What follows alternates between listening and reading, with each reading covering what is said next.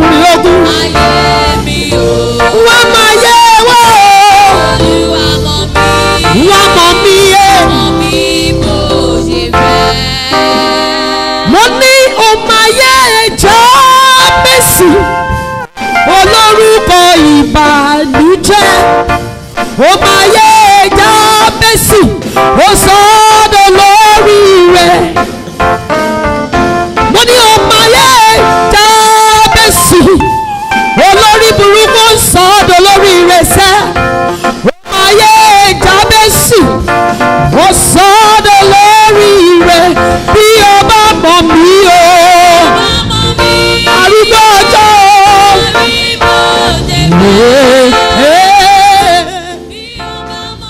ayé mi adùn wò. Ṣé bí gbọ̀ngbọ̀dílé Jésè lámọ̀ kókó, God of EFM lámọ̀ kókó, arúgbó ọjọ́ wa mọ̀ mí. Mo ní bí o bá mọ̀ mí. Everybody rise and sing along with us. Bí o bá mọ̀ mí o.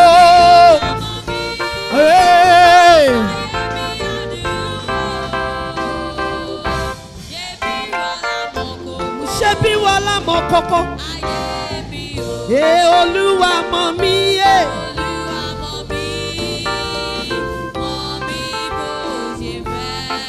Mo ní o máa kọjá mi olùgbàlà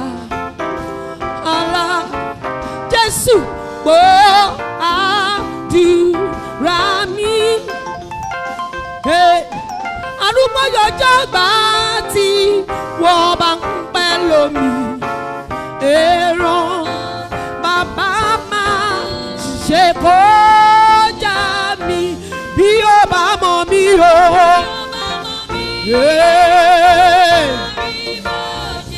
Arúgbó ọjọ́ wa mọ̀ mí lónìí o. The great repairer.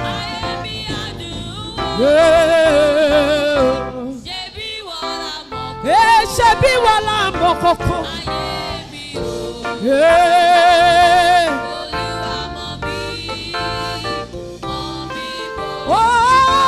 Bí o bá mọ̀ mí, bí o bá mọ̀ mí o, màmá rí bó ṣe fẹ́. Tí o bá mọ̀ mí o, ayé mi á dùn wò. Arúgbó ọjọ́ wa mọ̀ mí rí sí rere. Ṣé bí wọ́n là mọ̀ kókó? Olúwa, Olúwa mọ̀ mí. Olúwa wa mọ̀ mí sí bó ṣe fẹ́. Olúwa mọ̀ mí, Olúwa mọ̀ mí, wá mọ̀ mí. Olúwa mọ̀ mí, Olúwa mọ̀ mí. Mọ̀ mí bó ṣe fẹ́. Olúwa mọ̀ mí o. Mọ̀ mí sí bó ṣe fẹ́. Bí o bá mọ̀ mí, máa rí bó ṣe fẹ́. Ayé mi á dúró. Ṣé bí wọ́n lábọ̀ kókó? Ayé mi, Olúwa mọ̀ mí. Wá mọ̀ mí bó ti ṣe. Bóyá bí o bá mọ̀ mí. Arúgbó ọjọ́ mo wá ọ̀wá lálẹ́ yìí. Mo wá ọwọ́ pẹ̀lú ṣòro mi. Wá mọ̀ mí bó ṣe fẹ́ o. Ṣé bí wọ́n là mọ̀ kókó tó mọ ayé gbogbo wa? Gbòǹgbòdílé Jésè wá mọ̀ mí. Wá mọ̀ mí sí bó ṣe fẹ́ o.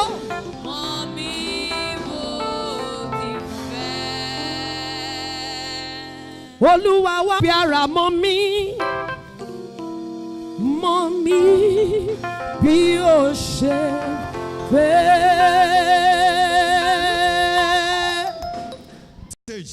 Àkókò ti tó báyìí, àkọ́kọ́ fẹ́ gbọ́ ọ̀rọ̀ àkọ́sọ sọ látẹnu olùṣàkóso àgbà. Whatever that needs to be broken in your life shall be broken tonight. Gbogbo ohun tó nílò ká lù lóòlù. Gbogbo ohun tó nílò ká fọ́ túútú nínú ayé rẹ gbogbo ẹ̀ láfọ́ túútú. Whatever that needs to be repaired shall not in the name of Jesus. Ohun gbogbo tó nílò àtúnṣe nínú ayé rẹ ọwọ́ àtúnṣe Elédùmarè yóò bá wọn. Please make sure you are standing on your feet. Rí dájú pé o jókòó lákòókò yìí pé o dìde dúró ní o. Choir, please, we are going to sing that song one more Ẹ̀yin time. akọrin á tún síwájú wa nínú orin lẹ́ẹ̀kan sí. You join in that song. Rí dájú wípé ẹ̀mí rẹ so mọ́rin náà. Sing it with deep meditation. Kọ orin náà pẹ̀lú ìtumọ̀ tó nítumọ̀. Sing it in a prayerful mode. Kọ pẹ̀lú ẹ̀mí àdúrà. Because the great potter is here. Torí wípé ọmọkòkò ńlá ti wà níhìn. Choir, are we ready? Are we ready? God bless you. Hey. Ha.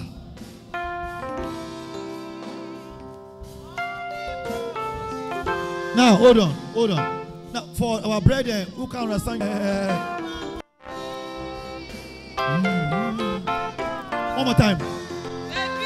Shebi o.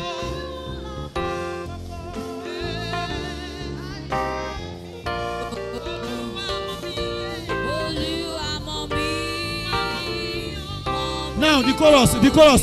Everybody, let's sing together. Hey. Come on.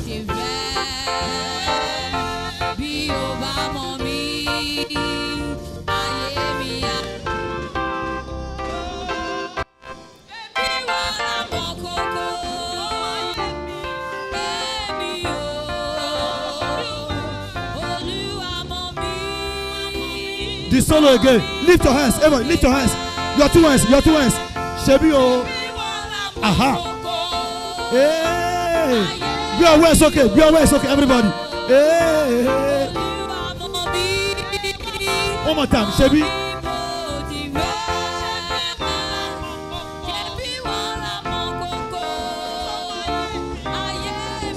Lift your two hands. Now the chorus. Everybody. Oh.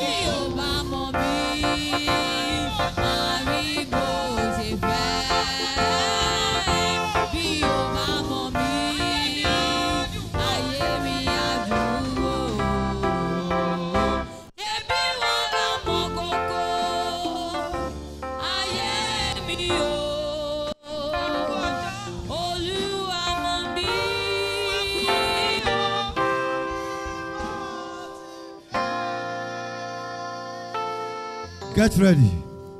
To see another year convention.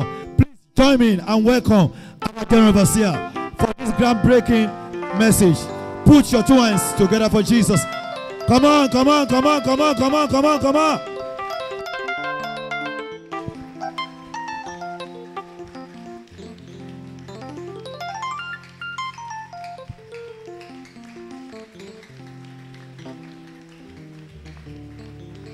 Very big hallelujah.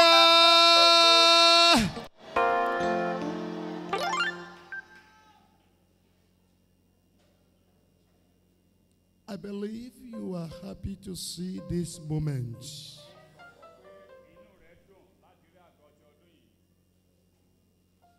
The Bible says, it is only the living that will praise the name of the Lord.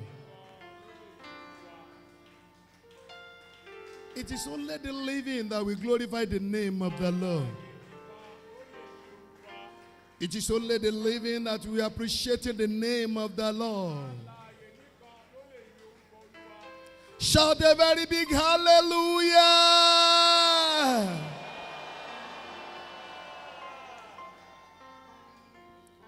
As we close our eyes, we want to sing that song together that says, you are worthy, Lord. You are worthy, Lord. Kakarema mama shida. You are worthy, Lord. Masolia. You are worthy, Lord. You are worthy. You are worthy, Lord. You are worthy, Lord. You are worthy, Lord. You are worthy, Lord. You are worthy, Lord. You are worthy, mighty God. You are worthy. You are worthy, Lord. Hallelujah. You are worthy, Lord. You are worthy, Lord. Hey, you are worthy. Worthy, Lord. You are worthy.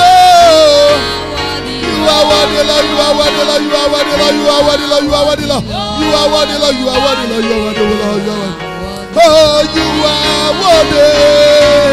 Rekapale ba shekekele ba rekapa baba. Mo yi kan tu na. Mo yi kan osu. Mo yi kan tu. Mo yi kan osu lodi. Hallelujah. You are worthy. worthy, Lord. You are worthy, Lord. You are worthy, Lord. You are worthy, Lord.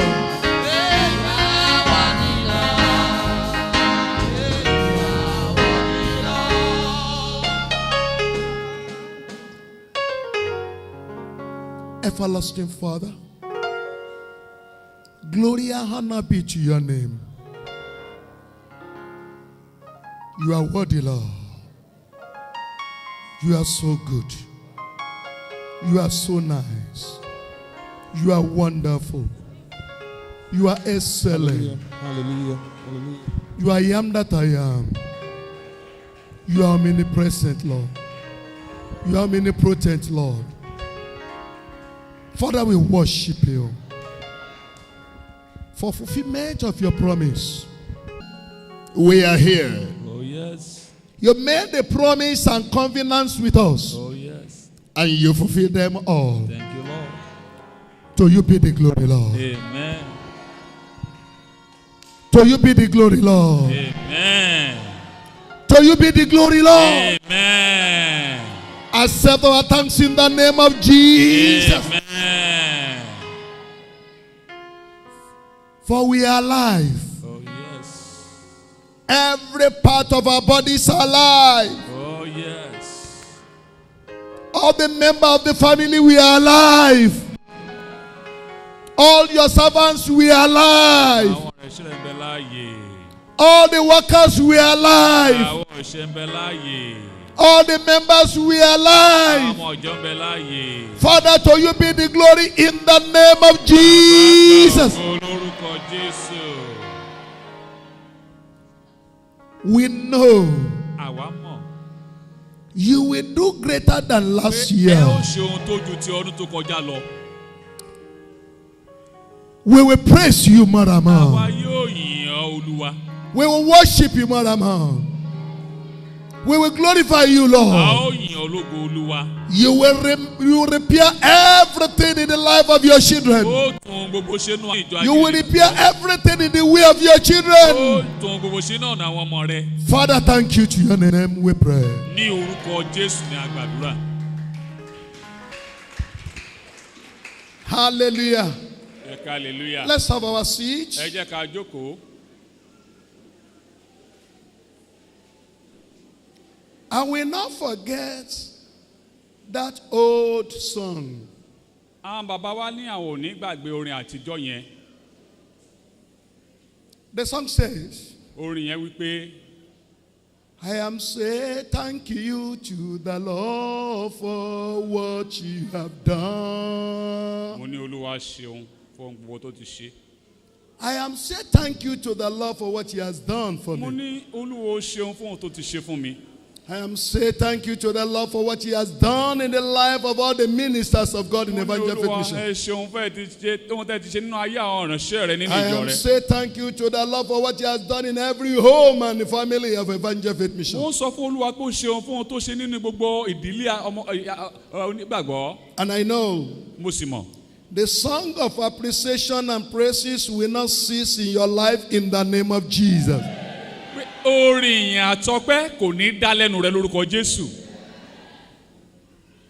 Dear beloved, nítorí náà you are welcome to year 2018 convention. mo kí yín káàbọ̀ sí àgọ́ àjọ ti ọdún yìí. He has done it before. ó ti ṣe tẹ́lẹ̀ He shall do it again. yóò tún ṣe lẹ́ẹ̀kan sí i. In your life, He will do it again. nínú ayé rẹ yóò ṣe é sí In i. your way, He will do it again. ní ọ̀nà rẹ yóò tún ṣe é. In your family, He will do it again. nínú ẹbí rẹ yóò ṣe é. I'm using this opportunity to tell you that there is nothing that for this season of great harvest of blessing which God has brought us into. fún àkókò ìkórè àìbùkún rẹpẹtẹ eléyìí tí Olúwa ti mú wa wọnú rẹ̀. We were glad, a dúpẹ́ lọ́wọ́ rẹ̀. rejoicing inú wa sì ń dùn a sì ń with yọ̀ what God has begun doing in His church. fún ohun tí Olúwa ti bẹ̀rẹ̀ sí ṣe nínú ìjọ rẹ̀. You see, last year, ẹ jẹ́ á wo ọdún tó kọjá when we are in the program, nígbà tá a wà nínú ìpàdé. He made us to ó know jẹ́ kó di mímọ̀ fún wa that we will come back pé a ó máa tún padà wá and glorify His name. láti wá yin orúkọ òun lógo. It's a pity. ó jẹ́ ohun tó ṣe ńlá. We don't know how to appreciate pé Him. a ò mọ bó ṣe yẹ ká yìn. I receive a lot of call, àwọn bàbá wa gba onírúurú ìpè. wonderful calling àwọn ìpè ìyanu máa ní. pertaining to Samuel and Samuela. nípa ti Sámúẹ́lì àti Sámúẹ́là. But see, only 4 give testimony today. ẹ rí àwọn tó jẹ́rìí lónìí. I know more are coming mo tomorrow. mọ̀ pé àwọn ẹlẹ́rìí tún ń bọ̀ More lọ́la. are coming after tomorrow. àwọn ẹlẹ́rìí ń bọ̀ lọ́túnla. For your information, ẹ gbọ́ ilé yìí. before you leave kó here, o tó kó lórí òkè you yìí. will receive fresh and wonderful testimony. ó gba ẹ̀rí ọ̀tun àti ẹ̀rí ìyanu. Because it began from me. torí pé ó ti bẹ̀ látọ̀dọ̀ mi. I will tell you that later if God permit me. àwọn bàbá máa sọ fún wa nígbà tí àkókò bá tó. We give God the glory a fi ògo fún Ọlọ́run. for all what He has been fún doing. ohun gbogbo tó ti ń ṣe. For previous year convention, fún àpéjọpọ̀ ti ọdún tó kọjá. we are thanking Him à ń dúpẹ́ lọ́wọ́ for rẹ̀. the greater work that He's going to do in this year. fún iṣẹ́ ńlá tí ó tún ṣe ní ọdún We ìpẹ́. exalt in His holy name. à ń fi ògo àti ọlá fún orúkọ mímọ́ Because rẹ̀. our God is the God that is waiting for our thanksgiving and testimony. torí Ọlọ́run wa jẹ́ Ọlọ́run tí ń dúró de ìyìn àti ọpẹ́ wa. For this year convention, fún ìpéjọpọ̀ ti ọdún yìí. we will glorify His name better than before in the name of Jesus. a ó yin orúkọ rẹ̀ ju ti tẹ́lẹ̀ lọ lórúkọ Jésù. With joy, pẹ̀lú ayọ̀ happiness. pẹ̀lú ìdùnnú. I could see you people of God on this mountain today. o lè rí ẹ̀yin ènìyàn Ọlọ́run lórí òkè yìí lónìí. Coming together again for another year convention. tí a tó parapọ̀ fún àkójọpọ̀ ti ọdún mìíràn. A lot happened during the process of the year, láàárín ọdún ọ̀pọ̀ ìṣẹ̀lẹ̀ ló ṣẹlẹ̀. but we thank God ṣùgbọ́n a dúpẹ́ lónìí. in all this problem and trouble. pé nínú àwọn ìṣòro àti wàhálà tó gbòde kan yìí. God see us through. Ọlọ́run mú wa làájá. And as He brought us together here, ó sì tún kó wa jọ papọ̀ lálẹ́ I yìí. am assuring you, wá fi dá yín lójú. your expectation shall not cut off. ìrètí yín ni a kì yóò gé kúrò. In the name of Jesus, ní orúkọ Jésù. I have this confidence mo ní ìgboyà yìí. that a wonderful God shall give you miraculous visitation in the name of Jesus. Ọlọ́run ìyanu yóò bẹ̀ ọ́ wò ní ọ̀nà ìyanu. We just need to trust in Him. ohun tá a kàn láti ṣe ni pé kí a gbà á gbọ́. We need to trust and depend on Him. ká a gbẹ́kẹ̀lé kí a sì gbára lé pẹ̀lú. Why? kí ló fà á? Because in this year convention, torí pé nínú àgọ́ àjọ ti ọdún yìí. what He promised, He will do it. ohun tó ṣèlérí rẹ̀ yẹn yóò ṣe. He will do it. ó máa ṣe ni. The condemned one shall be corrected. ẹni tá a ti pa tì la ó tún gbé sójú The ọkọ. hopeless one shall receive a wonderful, better hope. ẹni tí ò ní ìrètí yóò gba ìrètí tó yè korokoro. I can observe mo lè sọ bẹ́ẹ̀. that many of us are prepared to receive this blessing. pé ọ̀pọ̀ nínú wa láti gbáradì láti gba àwọn ìbùkún wọ̀nyí. I can observe mo lè mọ̀ that many of us come together to receive a wonderful repair to our life. ọ̀pọ̀ nínú wa láti wá gbà àtúnṣe sí àwọn ibi tó ti bàjẹ́ nú ayé wa. And I assure wọ́n you fi ń da yín lójú. that our heavenly daddy will beautify every life in the name of Jesus. pé bàbá wa ọ̀run yóò tún ọ̀pọ̀lọpọ̀ ayé ṣe ń bí lónìí lórúkọ Jésù. You will have a testimony ẹ ó ní ẹ̀rí. which you will never give before. irú eléyìí tẹ́ ò tí ì rí rí. For the glory of the Father, fún ògo ti bàbá. for the glory of the fún Son, ògo ọlọ́run ọmọ. for the glory of the Holy fún ògo Spirit. ọlọ́run ti ẹ̀mí mímọ́. I am highly delighted inú mi máa dùn púpọ̀ o. to give a special welcome to the newborn babies. láti fún àwọn ọmọ tá a ṣẹ̀ṣẹ̀ bí ní ìkíni káàbọ̀ pàtàkì. And this year convention, nínú àgọ́ àjọ̀dún tí ó we dì. have many newborn babies in our midst. a ní ọ̀pọ̀lọpọ̀ àwọn ọmọ tuntun tó Olúwa fi fún wa. Even though the father and the mothers of these babies believe that it is normal, bó tiẹ̀ jẹ́ pé àwọn bàbá àti ìyá ọmọ wọ̀nyí wọ́n ní bó ṣe máa ń rí náà nìyẹn. it is normal for you because God make it normal. ó jẹ́ pé bẹ́ẹ̀ ló ṣe máa ń rí ló lè rò bí. Many look for baby going to places because they want to have children. a ò rí i pé ọ̀pọ̀lọpọ̀ ló ń lọ sí ọ̀pọ̀ ibi gbogbo kí wọ́n tó rí ọmọ yìí. Even they who have been waited. kódà bóyá ìjẹ́pọ̀ ti ń dúró tẹ́lẹ̀. In the process of this year, láàárín ìpàdé ọdún yìí. God made them laugh. Ọlọ́run jẹ́ kó rẹ́rìn. So for this reason, nítorí ìdí eléyìí. I welcome all the newborn babies to our midst. mo kí àwọn ọmọ tuntun tàbí fún wa káàbọ̀ sáàrin I wa. welcome new couples into our midst. ẹ̀yin ọkọ ìyàwó tuntun a kí káàbọ̀ sáàrin wa. And I use this opportunity to welcome those who are newly, first time in history, to have this fellowship with us for this year convention. àwọn bàbá wa fi àkókò yìí kí àwọn tá a bá wa jọ́sìn fún ìgbà àkọ́kọ́ nínú àgọ́ àjọ ti ọdún yìí. I assure you, mo wá fi ń da yín lójú. from now henceforth, pé láti ìsinyìí lọ. your life shall be a surprisable life in the name of Jesus. ayé yín yóò máa yọrí sí ìyanu lórúkọ láti Jésù. Praise the name of the Lord. ẹ kí hallelujah sorúkọ Praise the Olúwa. name of the Lord. ẹ kí hallelujah sorúkọ I Olúwa. seize this opportunity mo fi àkókò to yìí. experience my gratitude to those who volunteered their life and contributing for the making of this year convention so successful. láti kí àwọn tí wọ́n fi ara wọn sílẹ̀ láti mú kí ìpéjọpọ̀ ti ọdún yìí kó yọ sí rere mo kí They will wọn. surrender their life. wọ́n jọ àwáyé wọn sílẹ̀. They will surrender their time. wọ́n fi àkókò wọn They sílẹ̀. will surrender their money. wọ́n fi owó wọn sílẹ̀ pẹ̀lú. They will dash their life to Christ completely. àwọn tí wọ́n fi ayé wọn fún Kristi ní àfikún tán. This is my joy. èyí ni ayọ̀ mi. No one trade with God and lost. kò sẹ́ni tó bọ́lọ́run ṣòwò tó pàdánù. Every one of you that participated in the preparation of the convention of year 2018. olùkúlùkù ẹ̀yin tí ẹ ti kópa nínú àṣeyọrí ìpàgọ́ ti ọdún You yìí. will enter 2019 with a wonderful song of testimony. ẹ ó wọ inú ọdún tó ń bọ̀ yìí pẹ̀lú ìyanu ẹ̀rí ńlá. In the name of ní Jesus. orúkọ Jésù. Similarly, I say big thanks to the Lifter Network bákan náà mo tún dúpẹ́ lọ́wọ́ àwọn ìránṣẹ́ Ọlọ́run. for their contribution toward the restructuring of Evangel Faith Mission. fún ipa wọn nípa títún ìjọ ayé ìgbàgbọ́ kọ́ tẹ̀síwájú. Have told you mo ti sọ fún yín. we are restructuring things. à ń tún àwọn nǹkan kan And ṣe. they who have the understanding àwọn tí òye sì yé. could see that things are changing. tí wọ́n ń rí i pé nǹkan yí padà. We are not changing the pattern of the church, kì í ṣe pé à ń yí ètò ìjọ padà. but things will now be updated. ṣùgbọ́n à mú àwọn nǹkan wá sí ojú So we àkókò. thank God for this body, Lifter Network, torí náà à ń dúpẹ́ lọ́wọ́ àwọn tí ń gbé ẹrù gbogbogbò bí nǹkan ti ń lọ. who that were partner with the church Evangel Faith Mission. àwọn tí wọ́n jẹ́ abá ìjọ ayé ìgbàgbọ́ ṣiṣẹ́.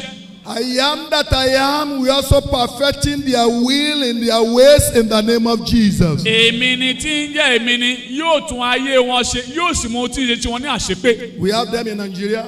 a ní wọn ní orílẹ̀-èdè tí a wà And we yìí. have them in overseas A sì ní too. wọn ní òkè òkun pẹ̀lú. And as we are praying for them, A sì ń gbàdúrà fún wọn. we are seeing what God is doing in A sì their rí life. ohun tí Olúwa ń ṣe nínú I'm ayé using wọn. this opportunity also Mo tún fi àwọn àkókò yìí pẹ̀lú. to appreciating the convention committee. Dúpẹ́ lọ́wọ́ àwọn ìgbìmọ̀ ìpàdé yìí. Let me show you that we are. Ṣé ẹ wà ń bẹ̀? Do you understand what I'm saying? Ṣé ohun tá a bá ń sọ ṣó yé wa? As you come in here, you will see a lot of things that were happening. Tí ẹ bá wà ìka, ẹ ó rí ọ̀pọ̀lọpọ̀ ohun rere tó ń ṣẹlẹ̀. It is some people that are making this place to be conducive for us to stay. Àwọn kan ló jẹ́ kíbi tá a jókòó sí kó dùn jókòó fún wa. As man and woman, Gẹ́gẹ́ bí ọkùnrin àti they obìnrin. surrender their life Wọ́n fi ayé wọn sílẹ̀. without even collecting anything. Wọn ò tilẹ̀ gba ohunkóhun lọ́wọ́ wa. No allowance, Wọn ò tiẹ̀ gbowó kékeré. even no proper food. Kódà kò tiẹ̀ sóúnjẹ àjẹkánú fún wọn No pẹ̀lú. proper food. Kò sóúnjẹ àjẹkánú fún wọn. They don't eat. Wọn ò ń jẹun. I remember last week, Àwọn bàbá rántí nọ́ọ̀sì tó kọjá. around Gẹ́gẹ́ bí ó ti máa ń rí. so surprisable. Tó máa ń yani lẹ́nu.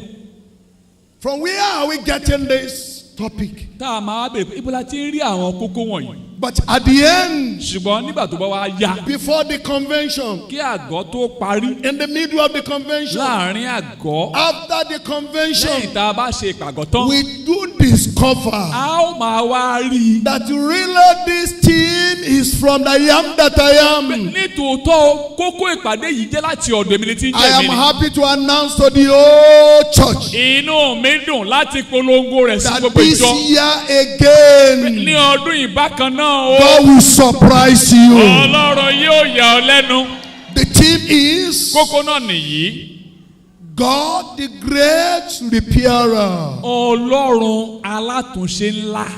God Ọlọ́run the great repairer. alátúnṣe ńlá. Our God is a wonderful repairer. Ọlọ́run wá jẹ́ olùtúnṣe pàtàkì. What make him to become a repairer? Ohun tó jẹ́ kóun di alátúnṣe nìyí. Because he knew Torí pé òun mọ̀. that after he created things, Lẹ́yìn tó dá ohun gbogbo tán. the enemy do comes, Ọ̀tá máa wá. but the enemy do go Ọ̀tá máa ń lọ. to tamper with what he has created. Láti lọ tún ohun tó ti dá dà. And that is the reason why Òun ló fi fà á. he made himself available all the time Ló fi máa ń fà ìsílẹ̀ fún ara rẹ̀ ní to gbogbo ìgbà. repair Láti lè ṣe àtúnṣe. whatsoever that the enemy might have been tampered with. Fún ẹnikẹ́ni tí ọ̀tá lè ti fọ́ ọkàn ayé rẹ̀. This time Ní àkókò yìí. is highly time to look into this team. Ó jẹ́ àkókò gidi láti wo kókó ẹ̀kọ́ yìí. Why? Kí ló fà á? Because Torí pé many things have got spoiled. ọ̀pọ̀lọpọ̀ nǹkan ló ti bàjẹ́. Hello? Báwo ni o? Hello? Báwo ni o?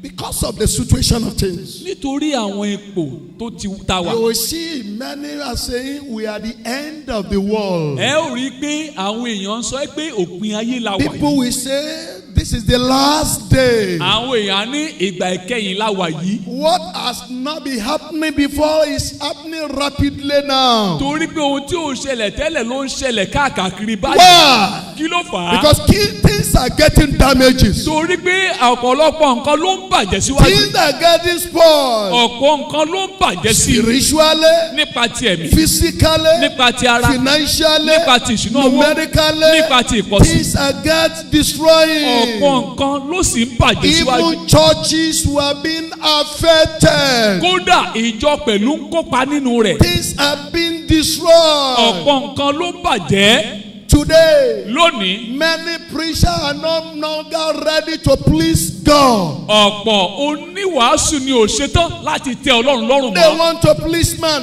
Wọ́n fẹ́ tẹ ènìyàn They lọ́rùn. want to give the message that we encourage men. Wọ́n fẹ́ jẹ́ iṣẹ́ tó máa múnú ènìyàn They dùn. want to receive appreciation from men. Wọ́n fẹ́ gba ọpẹ́ lọ́dọ̀ ènìyàn. And they want to make money. Wọ́n sì fẹ́ pawó.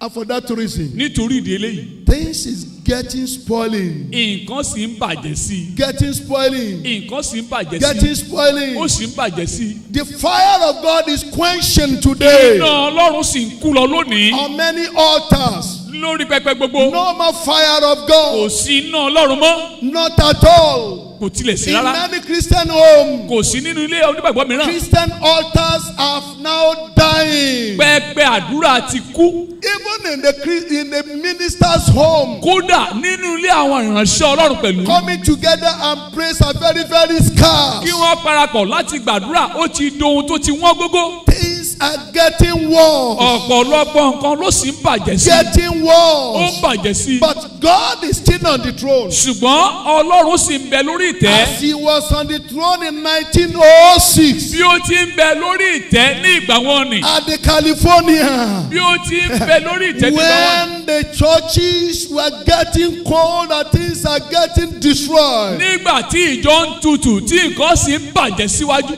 and the Lord raised up some set of organization, Olúwa sì dìde ó sì gbé ìgbìmọ̀ kan dìde fún ara rẹ̀. and a few people, Àwọn ènìyàn díẹ̀ kíún.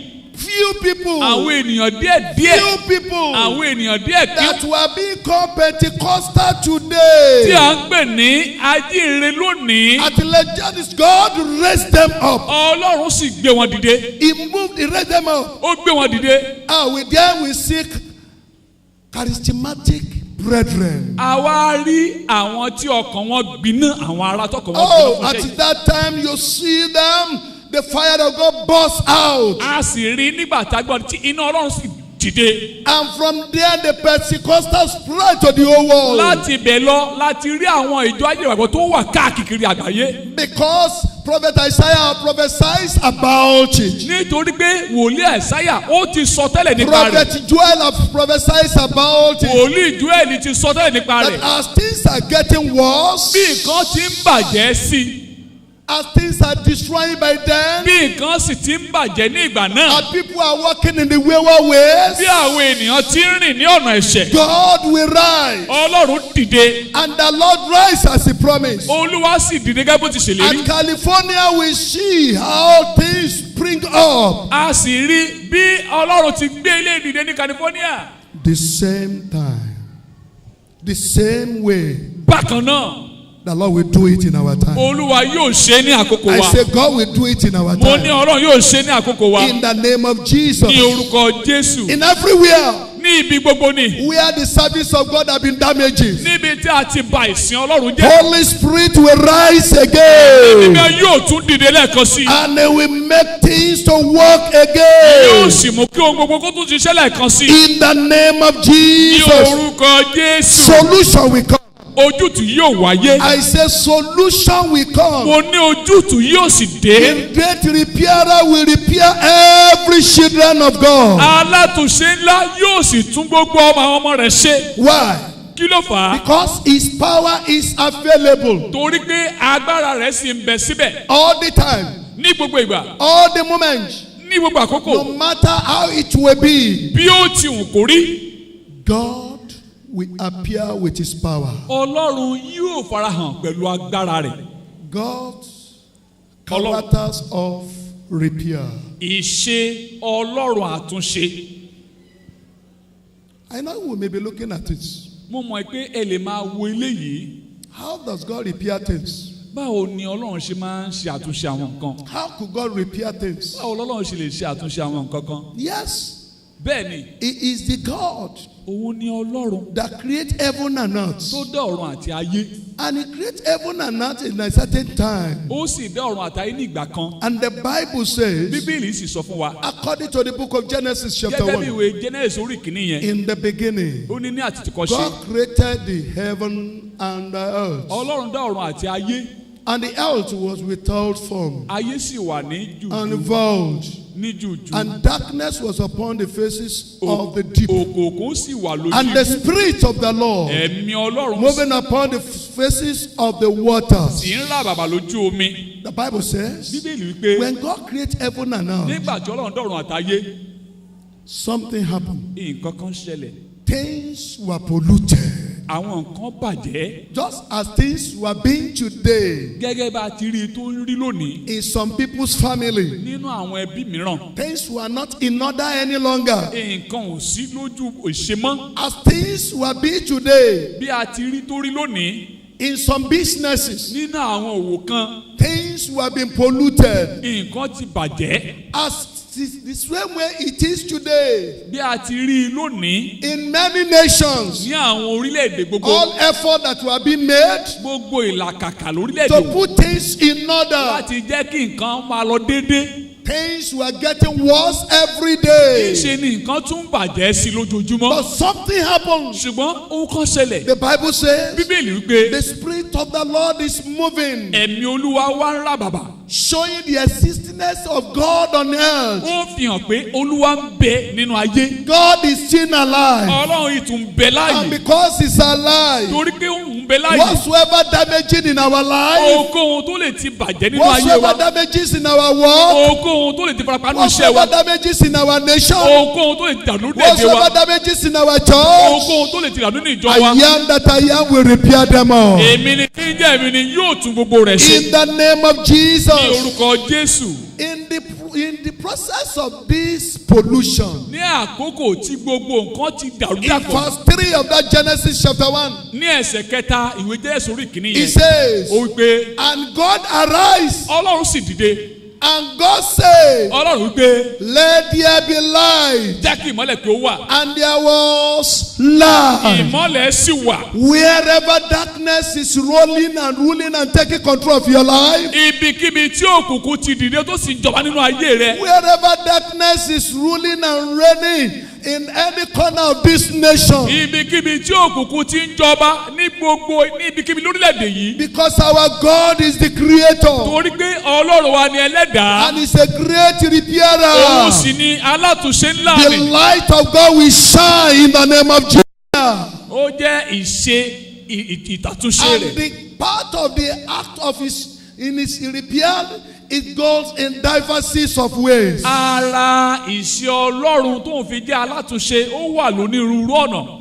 One, àkọ́kọ́ he repaired the earth when it was being polluted. ọlọ́run tún ayé ṣe nígbà tí ayé di rúdurùdu. He repaired the earth ó tún ayé ṣe when it was being polluted. nígbà tí a ti bà ayé jẹ́. And he rise and commanding his command, and everything was normalized. ó sì dìde ó sì pàṣẹ àṣẹ rẹ̀ sì mú kí ohun gbogbo kó wá sí ojú iṣẹ́. Darkness covered the world. òkùnkùn borí ayé. He commanded light to ó rise. pàṣẹ kí ìmọ́lẹ̀ sì dìde. Water covered everywhere. omi borí gbogbo He gbogbo. commanded water should go to one side and the ground should surface. ó pàṣẹ kí omi lọ sápá kan kí ilẹ̀ sì farahàn. The earth was without any creeping thing. ayé sì wà láì kò sí àwọn ewéko. He commanded ó pàṣẹ that plantation should appear by pé himself. kí àwọn ewébẹ̀ farahàn fún ara wọn. He commanded ó pàṣẹ that the living things should surface on the earth. pé kí àwọn ohun alààyè farahàn lórí ilẹ̀. He commanded ó pàṣẹ that living things should appear in the river. pé kí àwọn nǹkan tó ń mí pẹ̀lú farahàn nínú omi. Because the power belongs to him. ó torí pé gbogbo agbára jẹ́ tirẹ̀. By this power, nípasẹ̀ agbára yìí. I say it. mo sọ èyí. Whatsoever might have been missing in your life, ohunkóhun tó lè ti sọnù nínú ayé rẹ. heaven will bring them alive. ọ̀run yóò mú padà. Heaven will bring them alive. ọ̀run yóò mú padà. In the name of ní Jesus, orúkọ Jésù. as he did gẹ́gẹ́ bó ti ṣe in the life of Jezebel, nínú ayé Jésíbélì. as he did, gẹ́gẹ́ bó ti ṣe he repaired everything. ó tún ohun gbogbo ṣe. And as he repaired it, bí ó ti tún wọn ṣe. it became a wonderful ó testimony. wá di ẹni tó ní ẹ̀rí ìyanu. He has the power. ó ní agbára. John chapter 9, ìwé Jòhánù orí kẹsàn-án from verse 1, láti ẹsẹ̀ kìíní. the Bible says, bíbélì wípé that man was born ọkùnrin yẹn a bí with that problem. láìsí ìṣòro. And they asked him, who committed the sin? ta ló dẹ́ṣẹ̀? Is it him ṣé òun ló dẹ́ṣẹ̀ or ni? his parents? àbí àwọn òbí rẹ̀? And he answered, ó wá dá wọn lóhùn. this happened èyí ṣẹlẹ̀ o. that the name of the Lord will be glorified. pé kí orúkọ Olúwa lè di àyìnlógo. Whatsoever we are passing through, ohunkóhun tó lè máa là kọjá. whatsoever we are seeing, ohunkóhun tó lè rí. I am announcing to you today mo fi ń tó ẹ létí that lónìí. God allow it to happen, Ọlọ́run jẹ́ kó ṣẹlẹ̀. that you will glorify his pé name. kí ìwọ kó lè yin Ọlọ́run. And in the name of Jesus. ní orúkọ Jésù pẹ̀lú. As God perform his power of creator gẹ́gẹ́ bí òun ti ní agbára in ìṣẹ̀dá the lọ́wọ́ life of Jabez, nínú ayé Jábésì he will perform it in your life. yóò ṣe é nínú ayé He rẹ will pẹ̀lú. perform it in your yóò ways. ṣe é ní ọ̀nà rẹ He pẹ̀lú. will perform it in your work. yóò ṣe é lórí iṣẹ́ rẹ In pẹ̀lú. the name of ní Jesus. orúkọ Jésù. Jabez said, Jábésì ó wí pé, Mommy, màmá what happened? kí ló ṣẹlẹ̀? What have I done? kí ni mo ṣe? Why this happened? kí ló dé tó fi And ṣẹlẹ̀? his mother said to him, ìyá rẹ̀ wá sọ fún un. keep on endure. máa bá a lọ bẹ́ẹ̀. No remedy. kò sí oògùn fún un. It has happening. ó ti ṣẹlẹ̀ sí And ọ̀nà. it has happening. bó ṣe máa rí náà Keep nìyẹn. on with that life. máa bá a lọ bẹ́ẹ̀. I am pronouncing it out. mo wá ń sọ ọ́ jáde báyìí. Whatsoever be the sorrow you brought to this place, ohun kò lè jẹ́ ìbànújẹ́ tó that kú débi. situation you don't like, ipò tó o fẹ́ yẹn. which you bring on this ground, èyí tó o gbé wá sórí òkè yìí. my God will repair it. ọlọ́run mi yóò tún ṣe. You will not go back the same o ò way. ní padà lọ pẹ̀lú ẹ̀. No more sorrow will follow kò sí you. ìbànújẹ́ tí ò tẹ̀lé In ọmọ. the name of ní Jesus. orúkọ Jésù. As the Bible says, bí Bíbélì ti wí. Jabez the son of sorrow, Jábésì jẹ́ ọmọ ìbànújẹ́. God repair his life. Ọlọ́run sì tún ayé rẹ̀ ṣe. And he become more honorable. ó sì wá di ọlọ́lá gidi. Every one of us that are here gbogbo ẹ̀yin tẹ́ ń bẹ bí lónìí. in our father's house, nínú ìdílé bàbá yìí. wherever we are going, níbikíbi tá a bá lọ. you shall be honorable. a ó máa ní ọlá. In the name of ní orúkọ Jesus. Jésù. You know, God is great. ǹjẹ́ ẹ mọ̀ Ọlọ́run wa tóbi. He did this work of repairing in redemption ó ṣe iṣẹ́ àtúnṣe rẹ̀ nínú ìràpadà. by reconciliating man back to himself. nípa dídá ènìyàn padà sí ọ̀dọ̀ ara rẹ̀. Genesis chapter 3. Genesis orí kẹta.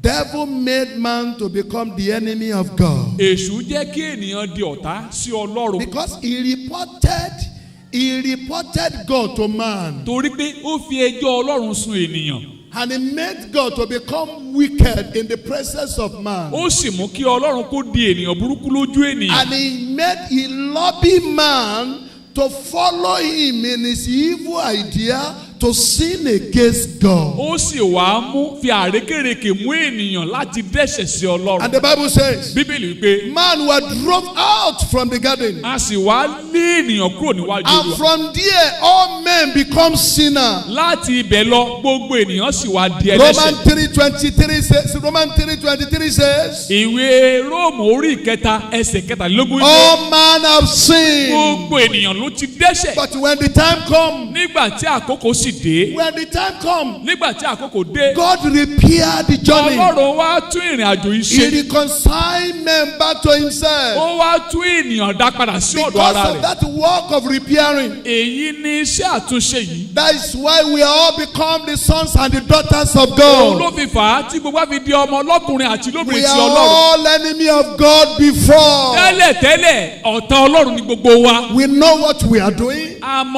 ohun tá a ti ṣe. We know the life we are living. a mọ irú ayé tá à ń gbé. But God do the work of redemption ṣùgbọ́n Ọlọ́run ṣe iṣẹ́ ìràpadà. through Jesus our Lord. nípasẹ̀ Jésù Olúwa wa. And He make us to become sons and daughters of God. ó sì wá sọ wá di ọmọ ọlọ́kùnrin àti lóbìnrin ti Ọlọ́run. As it is written, gẹ́gẹ́ bí a ti kọ.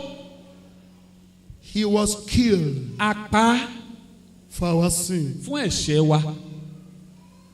And He was raised up, a sì gbé e sókè.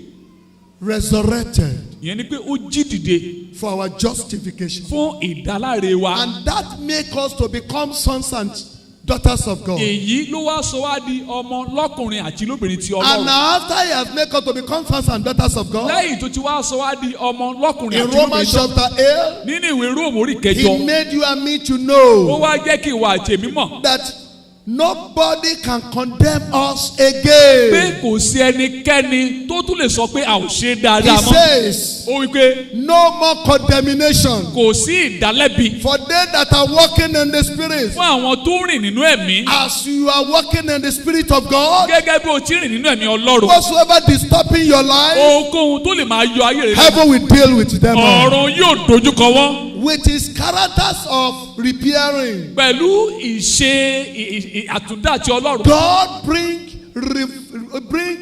spiritual revival. Ọlọ́run mú ìsọjí ti ẹ̀mí jáde. How? Báwo?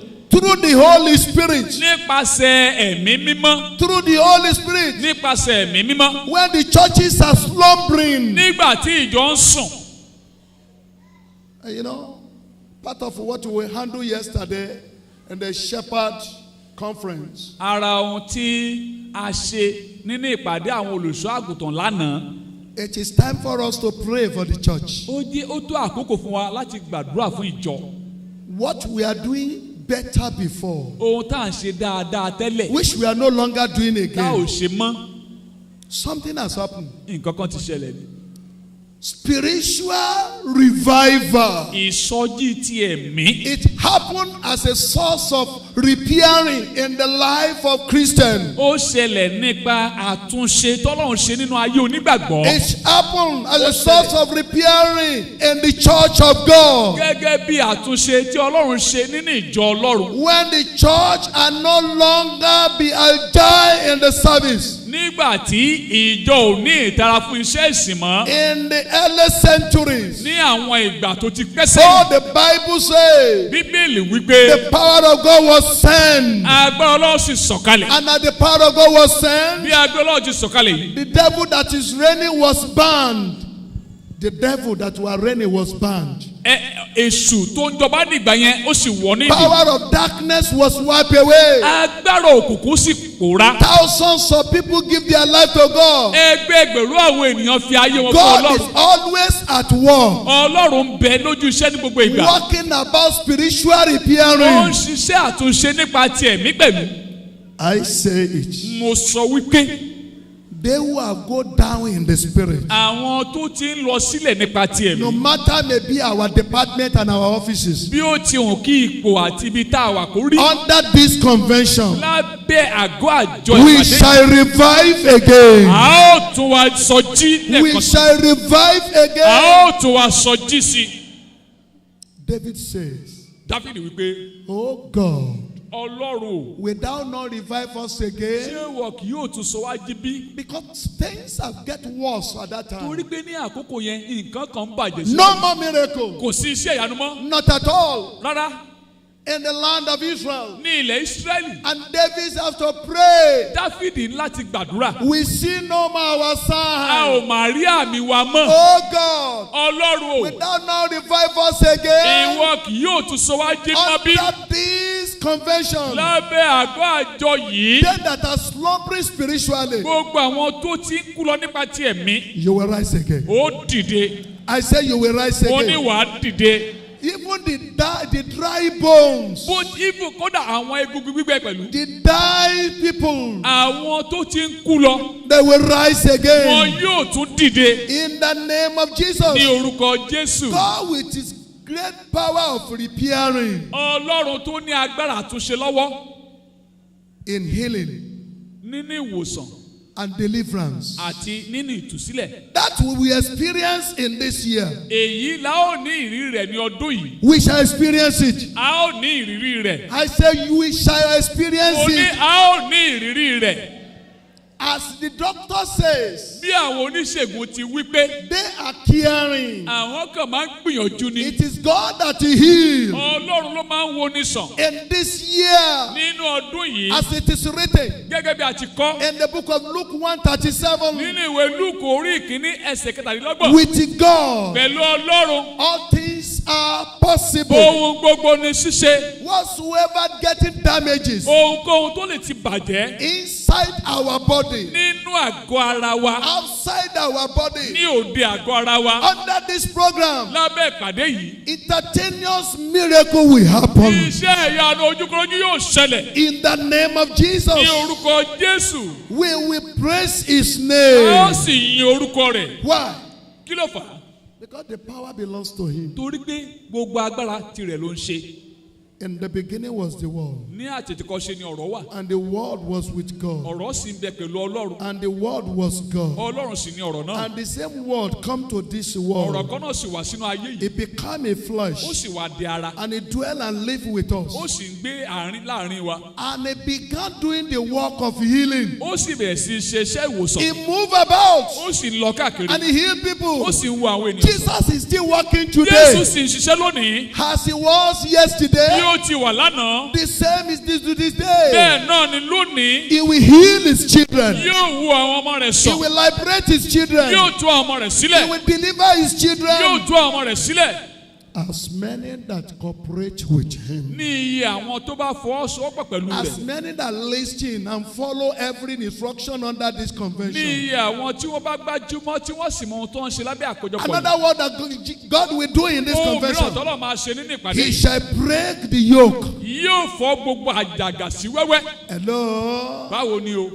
Jesus will break the yoke. gbogbo àjàgà ni Jésù yóò fọ́ No sí wẹ́wẹ́. matter whatsoever stand as a yoke, òun yóò kó lè dúró gẹ́gẹ́ bí àjàgà.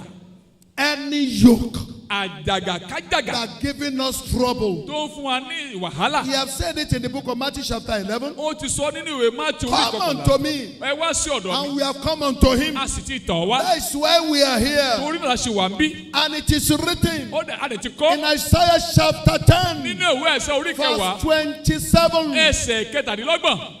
by the anointing, nípasẹ̀ òróró rẹ̀. every yoke of sickness, gbogbo àjàgà àìsàn. by the anointing, nípasẹ̀ òróró every ìfòróyàn. yoke of trouble, gbogbo àjàgà ìṣòro. by the anointing, nípasẹ̀ ìfòróyàn. every yoke of disease, gbogbo àjàgà àrùn. they will all break. gbogbo rẹ̀ la ó fọ́ sí wẹ́wẹ́. In the name of ní Jesus, orúkọ Jésù. breaking the yoke of barrenness. fífọ́ àwọn àjàgà àgàn sí wẹ́wẹ́.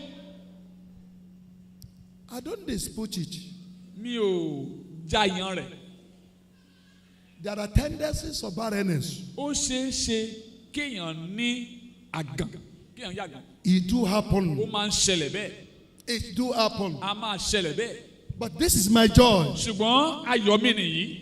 All they that were barren in the Bible, gbogbo àwọn tí wọ́n yàgàn nínú Bíbélì. because God have said it torí pé Ọlọ́run ti sọ. in the book of Exodus chapter 23 verse 26, nínú ìwé Ẹ́kísódù orí ìkẹtàdínlọ́gbọ̀n ẹsẹ̀ kẹrìndínlọ́gbọ̀n. that none of his pé children kò sí èyíkéyìí nínú àwọn ọmọ rẹ̀ will be barren tí yóò yàgàn or have miscarriage. tàbí tí yóò ní ìṣẹ́yún. No, kò ní sí. I assure mo you, wá fi ń dá ọ lójú. as it is in the Bible, gẹ́gẹ́ bó ti wà nínú Bíbélì. so also under this program, bẹ́ẹ̀ náà ni nínú ìpàdé yìí. the yoke of barrenness shall be broken. àjàgà àgàn a ó fọ́ sí wẹ́wẹ́. Whatsoever must has happened in the tester and in the womb, ohunkóhun tó ní ti ṣẹlẹ̀ nínú lọ́hùn àti nínú ilé ọmọ. because he is the creator, torí pé òun ni ẹlẹ́dàá wa. he will amend it, òun ni yóò dọ́dọ̀ wa. he will rectify it. yóò tún ṣe. You hear that testimony ẹ gbọ́ ẹ̀rí yẹn. in that sections of prayer. ní àkókò àdúrà yẹn. Whatsoever ohunkóhun that must have damages, tí ó lè ti bàjẹ́. God will repair it. Ọlọ́run yóò tún ṣe.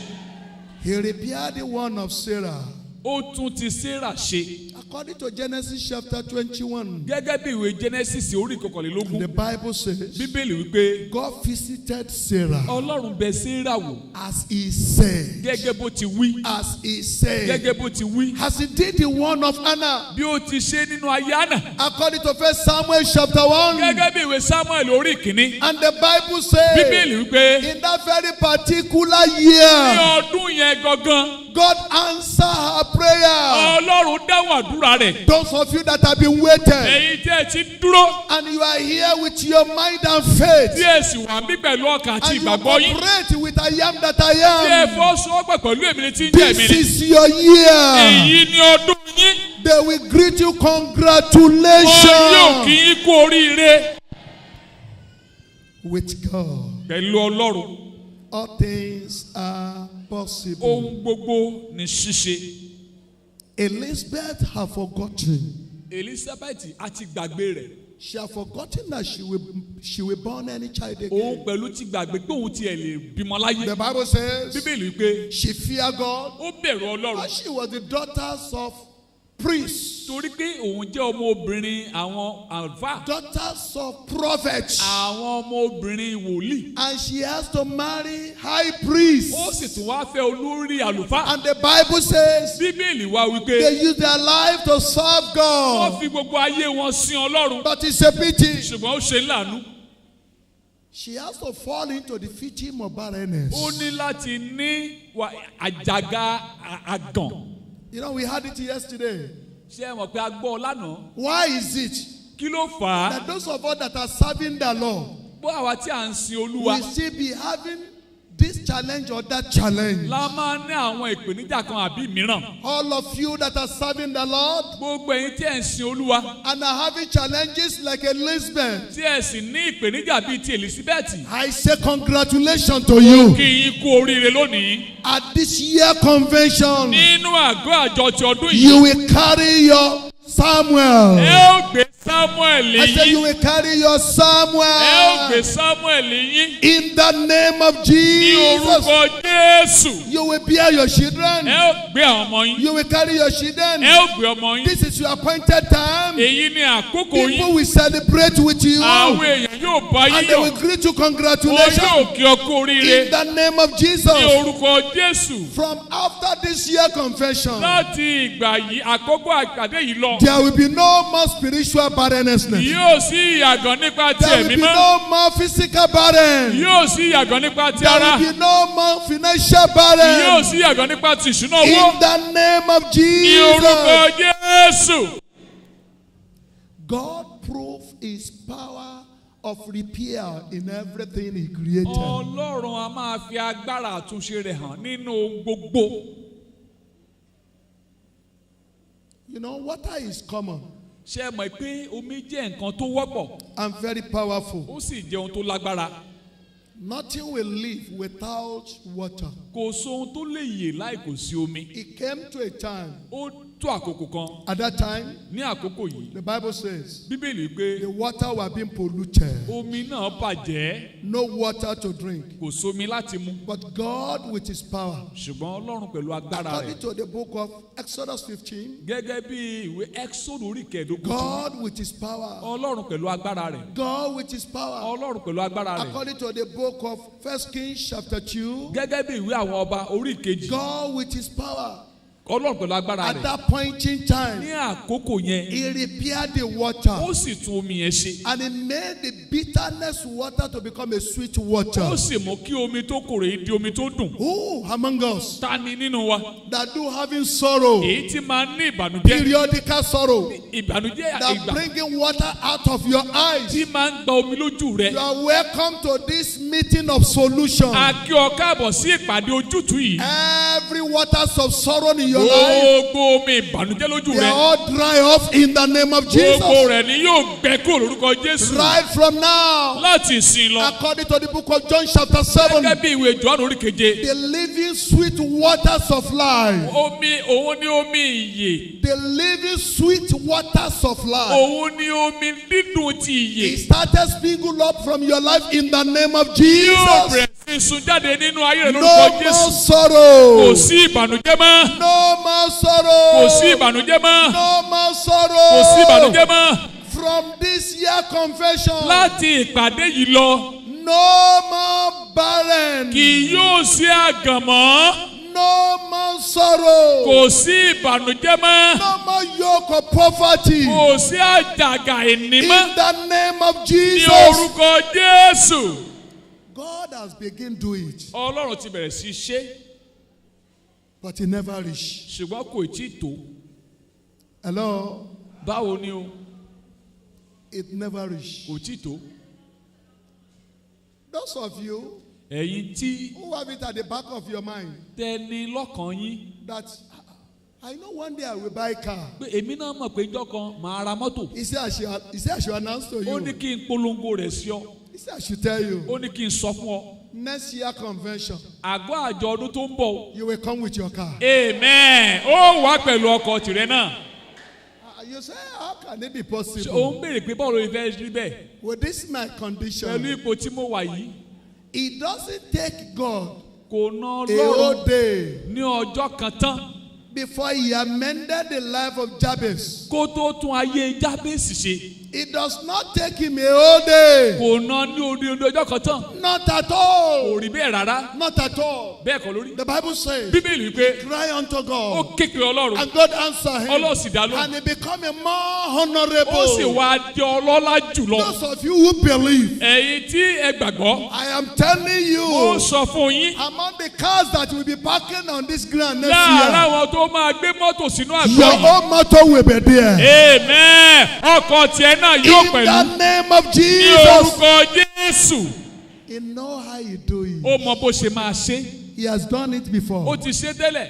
It is his time for do it again. Àkókò tún rèé láti ṣe sí. And he will do it in your life. Yóò sì ṣe inú ayé rẹ̀. In the name of Father, Ní orúkọ Ọlọ́run in Bàbá. the name of God the Son, Ní in orúkọ Ọlọ́run the Ọmọ. name of God the Holy Spirit. Ní orúkọ Ọlọ́run Ẹ̀mọ́. God will perfect it. Ọlọ́run yóò ṣe. God is a great God that perfecting his work of repairing. Ọlọ́run ni ẹni tó tóbi tí màá sì ṣe iṣẹ́ àtúnṣe rẹ̀ parí. One, Àkọ́kọ́. God will perfect it. Ọlọ́run á ṣe ní àṣepé. God will not do it in half. Ọlọ́run ò kì í ṣe láàbọ̀. Genesis 1, Ìwé Jésù orí kìíní. it says, Ó wí pé he created heaven and earth. ó dọ̀rọ̀ àti ayé. Verse 2, Ẹsẹ̀ kejì. he says, Ó wí pé things were damaging. ohun gbogbo But the dírùdù. Spirit of God moving upon the surface of Ẹ̀mí water. Ọlọ́run sì ń ràbàwọ̀ lórí omi. And God amended it. Ọlọ́run dẹ̀ tún ṣe. When he reached the last verse, Nígbà tí a ka ẹsẹ̀ tó kẹ́yìn. verse 31, Ẹsẹ̀ the kọkànlélọ́gbọ̀n. Bible Bíbélì says, wípé after God looked unto what he has lẹ́yìn tí created, Ọlọ́run dá ohun gbogbo tó ti dá. behold, Wò ó. all things are perfect. Ohun gbogbo dáradára I ni. declare, Mo pàṣẹ.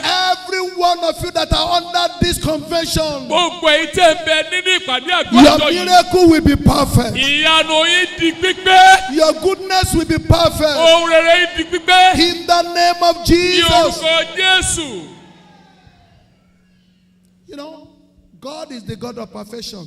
Ọlọ́run jẹ́ Ọlọ́run àṣepé. Whatsoever he does, Ohunkóhun tó bá he ṣe. do it perfectly. A ṣe ní pípé. No mistake. Kò sí àṣìṣe. Not at all. Kò rí bẹ́ẹ̀. When he do it, enemy can come.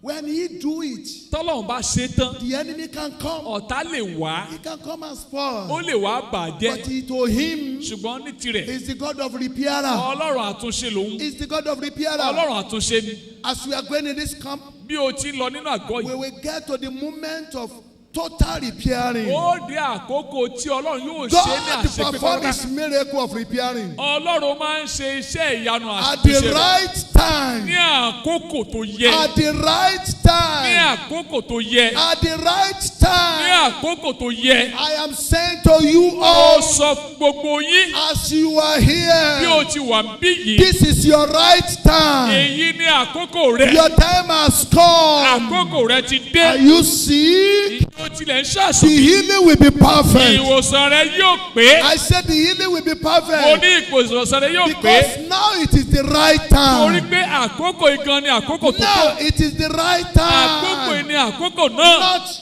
Not next year.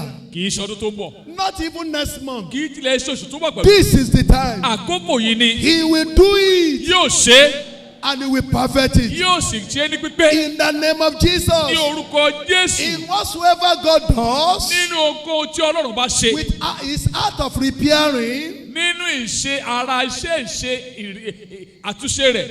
no impossibility Kò sí kò ṣeé ṣe before him. níwájú rẹ̀. Before him. Níwájú rẹ̀. Before him. Níwájú rẹ̀. No Kò impossibility. sí kò ṣeé ṣe. Are you here? Jó wà ń bí. Let me share this testimony with you. Jẹ́ kí n pín ẹ̀rí yìí pẹ̀lú rẹ̀. Some years ago, Ní ọdún mélòó sẹ́yìn. I was admitted into one of the important private hospital at Ikeja. Wọ́n dá àwọn bàbá dúró sí ilé ìwòsàn pàtàkì kan ní tó jẹ́ aládàáni ní Ìkẹjà. That hospital was Holy Trinity Hospital. Orúkọ hospital yẹn ni wọ́n dá yẹn. It was one of the powerful hospitals. Ó jẹ́ ọ̀kan lára àwọn ilé ìwòsàn tó lágbára. I was there for 3 weeks. Wọ́n wà níbẹ̀ fún ọ̀sẹ̀ mẹ́ta. They carry out all tests. Wọ́n yẹ wọ́n ṣe gbogbo àyẹ̀wò. They said everything were okay. Wọ́n ní gbogbo rẹ̀ gbogbo nǹkan ló dá I'm lágbára. dying. I was dying. Ṣùgbọ́n mo sì ń kú lọ nínú They lọ́wọ́. themselves said the way you are not okay. àwọn èèyàn sọ pé bó o ṣe wà yìí kò dáa tó. We know what you can do as a test, ǹjẹ́ nǹkan kan wà tá a lè ṣe nípa àyẹ̀wò? but everything's are okay. gbogbo àyẹ̀wò tá a ṣe ó fi hàn pé gbogbo nǹkan ló tọ́. I mean, what to do? kí ló wá fẹ́ ṣe? And I told them, mo wá sọ fún wọn. I think nothing you can do again. mo lérò pé kò sí nǹkan tẹ́ lè ṣe mọ́ báyìí. All right, ó dáa discharge me. ẹ jẹ́ kí n máa lọ. Just discharge me ẹ kàn gbà mí láì kí n máa lọ. and let me go. ẹ jẹ́ kí n máa lọ. And the doctor said something. oníṣègùn yẹn wá sọ nǹkan kan. I will advise you màá fún yín nímọ̀ràn as a Yoruba man. gẹ́gẹ́ bí Yorùbá. You better go home. ẹ lọ lé. And you know what they mean? ẹ mọ nǹkan tó túmọ̀ sí bọ́bá ní kéèyàn lọ lé. Ẹkẹsẹ̀ lébọ̀. pé ẹ tẹsẹ̀ lébọ̀ put the house leg on it. And the water came out from my eyes. omi sì jáde lójú àwọn bàbá wa. Why? kí ló fà á? Because I've told them that bye bye. torí pé wọ́n ti sọ fún ọ pé ó dàbọ̀. Anything of darkness, I've said bye bye. ohunkóhun tí ń ṣe ti òkùnkùn wọ́n ti bàbá wa ti dágbére Anything fún. of tradition, I've said bye bye. ohunkóhun tí ń ṣe ti ìbílẹ̀ mo ti dágbére fún. And the consultant is now telling me oníṣègùn yẹn wá ń sọ fún àwọn bàbá wa that will advise me pé àwọn máa gbà wọ́n nímọ̀ràn o that I should go home. pé ilé ni kí wọ́n padà sí. And then he wrote sick leave for me ó wá kọ ìwé àìsàn fún wọn with discharge. pé a ti fi wọ́n You sílẹ̀ are discharged in the hospital, pé a fi ọ́ lẹ̀ but léwòsàn the way we see you, you still need 2 weeks. ṣùgbọ́n bá a ṣe rí ẹ̀yìn ó yẹ kó ìlú ọ̀sẹ̀ That méjì 2 sí weeks you can go and find pé solution. láàrin ọ̀sẹ̀ méjì yẹn kó lọ́wọ́ jù ti sọ̀rọ̀ rẹ̀. Praise the Lord. ẹ kí hallelujah. Are you here? ṣé o wà mí? Maybe they've told you bóyá wọ́n ti sọ fún ọ that no more way. pé kò sọ́nà mọ́ Your way have arrived. ọ̀nà rẹ ti dé o Solution has come. ojútùú rẹ ti dé o. I left the hospital àwọn bàbá fi ilé ìwòsàn sílẹ̀ shaking and shivering. bí wọ́n ti lọ ni wọ́n ń gbọ̀n tí wọ́n sì ń gbọ̀n. And I have to go back to the company. wọ́n láti lọ sí ilé iṣẹ́ yẹn Because when you are working with the Quran, it's more or less like slave. torí bí èèyàn bá ń bá kọ̀ọ̀rọ̀ àṣiṣẹ́ bí ìgbà tí èèyàn wà lóko ẹrú ni.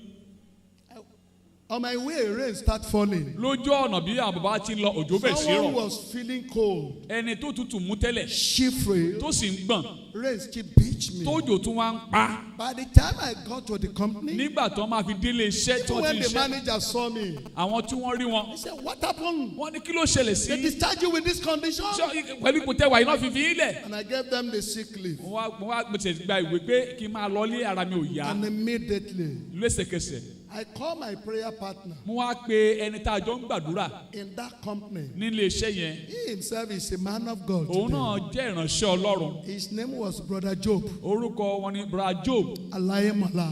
aláyémọ̀lá.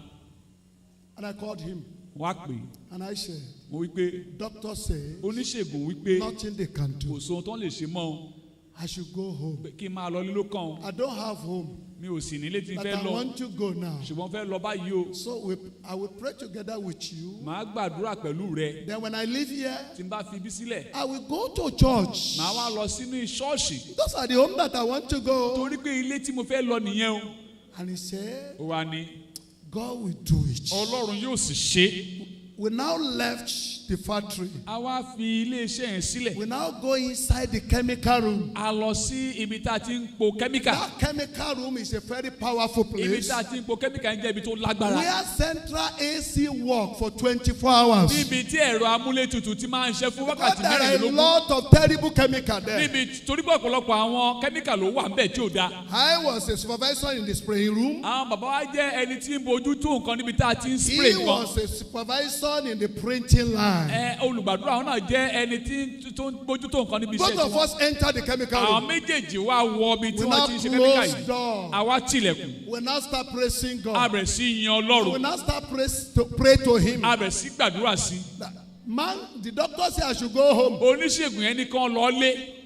Father, bàbá you are the father of all homes. ìwọ ni bàbá gbogbo ilé tá a mọ̀. Let miracle happen. jẹ́ kí ìyanu kó ṣẹlẹ̀. Do you know what happened? ǹjẹ́ mọ ohun tó ṣẹlẹ̀. There are powers that have been arranged. agbára kan wà tán ti ṣètò They rẹ̀. were waiting to hear the announcement of my death. tí wọ́n sì ń retí pé kí wọ́n sọ pé mo ti kú. On that day, ní ọjọ́ yìí God destroyed that power. Ọlọ́run bà agbára yẹn jẹ́. And a man ọkùnrin yẹn in my father's house nílé bàbá wa was confessing counting. ó wá bẹ̀rẹ̀ sí kà And he ó died. sì kú. I said to mo you, sọ sáyé who rẹ is that person that is targeting you? alẹ́ni náà tó ń lépa rẹ Hours has come. wákàtí náà ti dé He will die for your sake. yóò kú nítorí rẹ In the name of ní Jesus. orúkọ Jésù In the name of ní Jesus. orúkọ Jésù.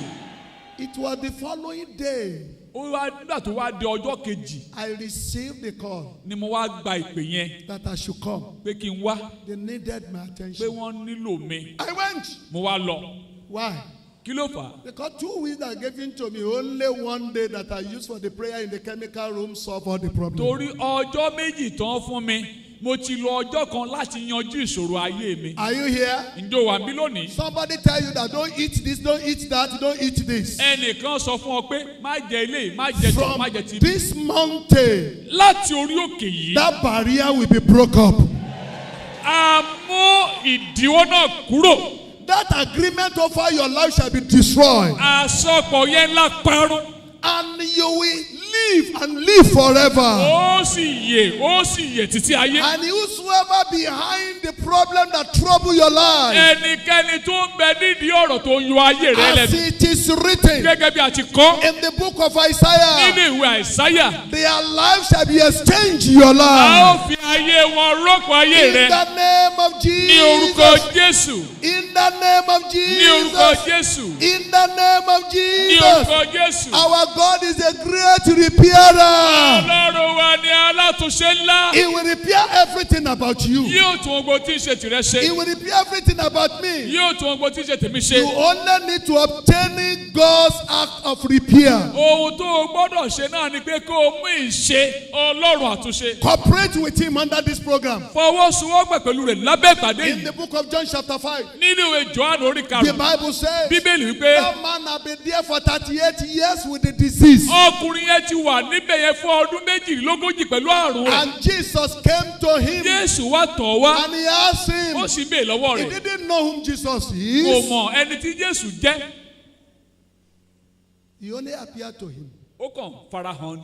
because God have designed it that that day will be his day. Torí pé Ọlọ́run ti ṣètò rẹ̀ pé ọjọ́ ẹ̀ ló máa jẹ́ ọjọ́ ẹ̀. I pray for all of us that are having one challenge or the other. Mo gbàdúrà fún olùkúlùkù wa tá a ní ìpèníjà kan tàbí mìíràn. This season shall be your season of solution. Àkókò yìí yóò jẹ́ àkókò ìyanjú ọ̀rọ̀ rẹ. Jesus said to him, Jésù wá sọ fún. do you want to be healed? Tó fẹ́ ká mọ́ ọ lára dábí. If you study that passage, Tẹ́ ẹ bá ka ibẹ̀ yẹn. instead of him to say, yes, Bí sir, ìbá sọ pé bẹ́ẹ̀ ni sá o. he began to allege other people. Ó wá bẹ̀rẹ̀ sí fi ẹjọ́ àwọn ẹlòmíràn sùn. He began complain about people there. Ó bẹ̀rẹ̀ sí ṣe àwáwí àwọn He kan. began give excuse to Jesus. Ó bẹ̀rẹ̀ sí ṣe àwáwí fún Jésù. You for not meet me here. Ó kìbà tí màá ń bì. I will have not gone. I will have gone long time ago. Èmi gan bá tẹ̀ di kóònù ipò Even yìí. by the time that angel came, Kódà nígbà tá áńgẹ́lì ẹ bá sọ̀kalẹ̀. when I will tell I want to go Tí inside, bá ní kí n wọnú rẹ̀. people who have long legs, Àwọn tó ẹsẹ̀ wọn gùn. they will see somebody who will carry Wọ́n á kàn them. rẹ̀ kákan gbé wọn ní. They will just throw them Wọ́n á kàn there. jù wọn sínú rẹ̀ And ní. Jesus said, Jésù that wípé is not what I'm asking ilé you. Èkó là ń bè lọ́wọ́ rẹ̀ Do arákùnrin. you want to be Tí healed? o fẹ́ ká mọ lára dá, Hear this. gbọ́ ilé yìí. Obedience is the key of miracle. Ìgbọràn ni kọ́kọ́rọ́ iṣẹ́ ìyanu. Whatsoever the man of God tells you to do under this program, Ohunkóhun táwọn ènìyàn ọlọ́ba ní kó o ṣe lábẹ́ don't ask ìpàdé. questions. Má béèrè béèrè. Don't complain. Má ṣàwáwí. Do it Ṣé and see what will kó happen. o ṣe ohun tó máa ṣẹlẹ̀. And because that day has become his day, Nítorí pé ọjọ́ yẹn jẹ́ ọjọ́ rẹ̀ tá a ti yàn. Jesus looked on him Jésù wá wò ó. and he said, Ó ní you don't need to go into the water. kó o nílò láti wọnú omi mọ́. Carry your bed and go. Bí àkéte rẹ kó o sì máa lọ. I tell you, Mo sọ fún ọ as you come, bí o ti wá. you will be healed. A ó mọ̀ ọ́ lára dá. You will be delivered. A ó tú ọ sílẹ̀. You will be set free. A ó tẹ̀ ọ sílẹ̀. In the name of Jesus, Ní orúkọ Jésù. you will have wonderful testimony Ó ní ẹ̀rí for ńlá. the glory of the Fún Lord. ògo Olúwa. In the name of Jesus, Ní orúkọ Jésù. cooperate with God. Fọwọ́sowọ́pọ̀ pẹ̀lú Ọlọ́run. Submit yourself Jọ̀wọ́ ara rẹ sílẹ̀. willingly. Ní ìjọwọ́ ara rẹ sílẹ̀. Obey him, obedient to him. Gbọ́ràn sí i lẹ́nu. Have faith in him. Ní ìgbàgbọ́ nínú rẹ̀. Have faith in Ní him. ìgbàgbọ́ nínú The rẹ̀. power of Jesus is still there. Agbára Jésù sì ń bẹ síbẹ̀. In the name of Jesus, Ní orúkọ Jésù. every barrier Gbogbo àjàgà. under this program Lábẹ́ ìpàdé yìí. shall break into pieces. La ó fọ́ sí wẹ́wẹ́. In the name of ní Jesus. orúkọ Jésù. Are you here Ṣé o wà ń bí? with any trouble? Pẹ̀lú You wàhálà need to kan. accept Jesus O ní láti gba Jésù as your Lord, gẹ́gẹ́ bí Olúwa. as your Savior. Gẹ́gẹ́ bí olùgbàlà If rẹ. you accepted Him Bó o bá gbà á as your Lord, gẹ́gẹ́ bí Olúwa. as your Savior, Àti olùgbàlà you rẹ. call Him to come into your life. Yóò wá sínú àpèkọ́ wá You sínú ayé rẹ. called Him, you called Him. Ó pè é pé kó wá sínú Come ayé into rẹ. your life. Ó pè kó wá sínú ayé rẹ. I tell you, Mo sọ fún ọ. whosoever opened the door of his heart, Ẹnikẹ́ni tó bá ṣílẹ̀kùn ọkàn rẹ̀ fún. he will come in Òun máa wọnú. and he will deal with Yóò him. máa bá ọ jẹun. He will deliver that person. Yóò wá tú ẹni náà sílẹ̀. And I assure Ó you, fi dá ọ lójú o. you will return back home Ó wá padà lọ as sílé. a new man, Gẹ́gẹ́ bí ẹni tuntun. as a new woman, Gẹ́gẹ́ bí ọkùnrin in tuntun. every angle. Ní gbogbo ọ̀nà ni. People will see you. Àwọn èèyàn wá rí Your ọ. matter will turn to argument. Ọ̀rọ̀ ọ̀rẹ́ wá di àríyànjiyàn. Will it be the one? Ṣé òun ní sá? Will it be the one? Ṣé òun ní sá? Will it be the Ṣé one? ẹ̀rí pé òun ní sá? And you will tell Ó them, wá sọ fún I ọ. am the same Èmi náà man. mà ní. I have had an encounter with Mo mà Jesus. ti ní ìbápadà pẹ̀lú And he has Jésù. taken away my Ó mà sorrow. ti mú ìbànújẹ́ mi kúrò. Whatsoever be the sorrow you bring here, Ohunkóhun tó lè jẹ́ ìbànújẹ́ tó mú wá you sí. will not carry it out.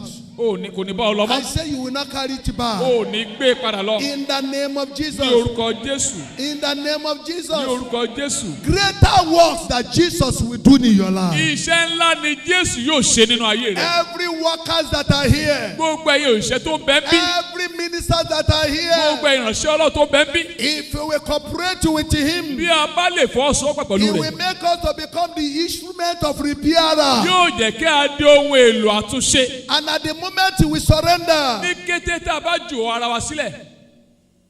He will repair us first. Yóò kọ́kọ́ tún ayé tiwa ṣe ná.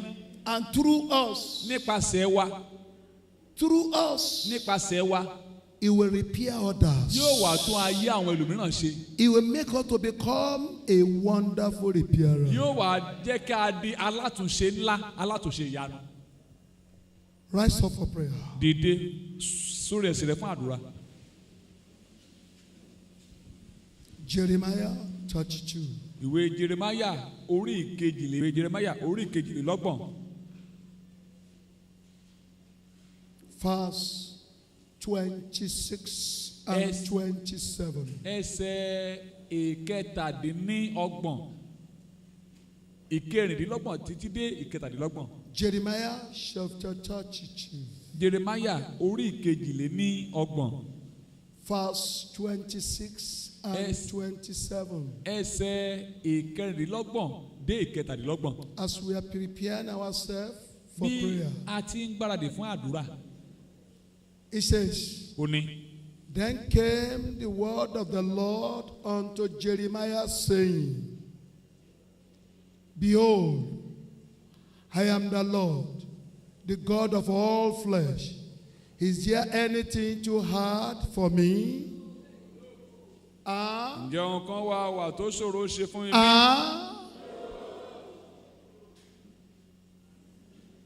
That thing you are passing through, brother. Ohun tó ń là kọjá yẹn arákùnrin. That thing you are passing through, sister. Ohun tó ń là kọjá yẹn arábìnrin. God is asking you now. Ọlọ́run wá ń bèè lọ́wọ́ rẹ báyìí. Yes, it has taken numbers of years. Yes, ó lè ti lo ọ̀pọ̀lọpọ̀ àwọn ọdún kan It nínú has ayé taken rẹ. some time in your life. Ó lè ti lo àwọn ìgbà kan nínú ayé rẹ. And you may be hearing that nobody escape it.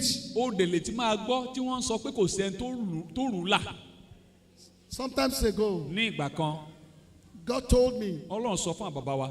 that thing that bring water out of your eyes Ohun tó ń gba omijé lójú rẹ yẹn shall turn to testimony. yóò yọrí sí ẹ̀rí.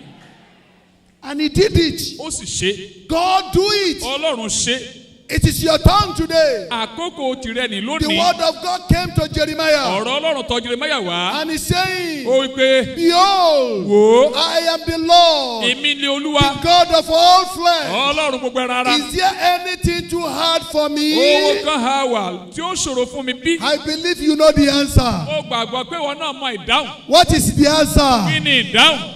What is the Kí answer? ni ìdáhùn? What is the Kí ni answer?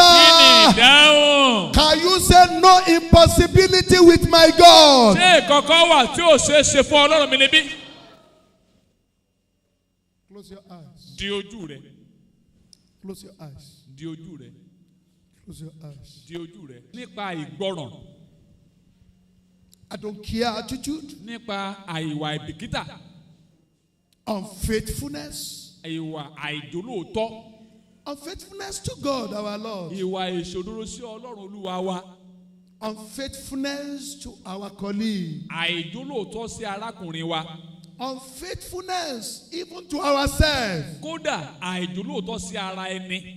The first prayer, Kókó àdúrà àkọ́kọ́, oh God, Ọlọ́run o, you are my Lord. ìwọ ni Olúwa mi, You died for me. o kú fún mi, I accepted you mo sì ti gbà ọ́, as my Lord, my Savior. mo gbà ọ́. Whatsoever I have done, Ohunkóhun tí n bá ṣe causing problem to my life, tó fa ìṣòro sáyé mi, have mercy upon me today. ṣàánú fún mi lónìí, Have mercy upon me ṣàánú today. fún mi lónìí. Pray that prayer in the name of Jesus. Gbàdúrà náà lórúkọ Pray that prayer in Jésù. the name of Jesus. Pray that prayer in the name of Jesus. Gbàdúrà náà lórúkọ Pray Jésù. that prayer in the name of Jesus. Gbàdúrà náà lórúkọ Jésù. Pray that prayer in the name of Gbàdúrà Jesus. náà lórúkọ Jésù. My Lord, Olúwa, I believe you. mo gbà ọ́ gbọ́. You are my Lord. Ìwọ ni Olúwa You mi, are my ọdún olùgbàlà mi. I accepted you Mo gbà ọ́ as my Lord. gẹ́gẹ́ bí Olúwa. All what I've done Gbogbo ohun tí mo ti that ṣe causing trouble, tó fa ìṣòro, have mercy upon me. ṣàánú fún mi. Have mercy upon me. Ṣàánú fún mi. Have mercy upon me. Ṣàánú fún mi. Have mercy upon me. Ṣàánú fún mi. In the name of Jesus. Ní orúkọ Jésù. Thank you, Ẹ Father. ṣeun bàbá. In Jesus' name we Ní pray. orúkọ Jésù ni a gbàdúrà. One song says, Orin kan wípé you are the one that say I should come. ìwọ ló ní kí n wá. Father, Bàbá, I have come. mo Oh, ti dé o. my life belongs to you. Ayé mi dọwọ́ rẹ. Come and repair Bá mi it. tún ṣe.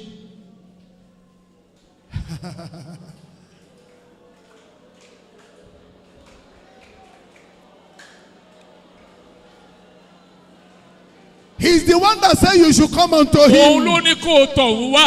And you have come unto Ó sì him. ti tọ̀ wá. You have come unto Ó him. ti tọ̀ wá. Call him. Pé Oh God. Ọlọ́run o. My life belongs to you. Ayé mi dọwọ́ rẹ. Repair it Ayé mi ṣe today. lónìí o. Pray that prayer in the name of Jesus. Gbàdúrà náà lórúkọ Pray that Jésù. prayer in the name of Jesus. Gbà á lórúkọ Pray that Jésù. prayer in the name of Jesus. Ayé mi dọwọ́ rẹ, Pray Olúwa that prayer táyé in mi the name of ṣe. Jesus. Ìwọ ló ní kí n wá. Olúwa táyé mi ṣe. Ayé mi dọwọ́ rẹ, Olúwa táyé mi ṣe. Olúwa ìwọ ló ní kí n wá. Ayé mi dọwọ́ rẹ, Olúwa táyé mi ṣe lónìí.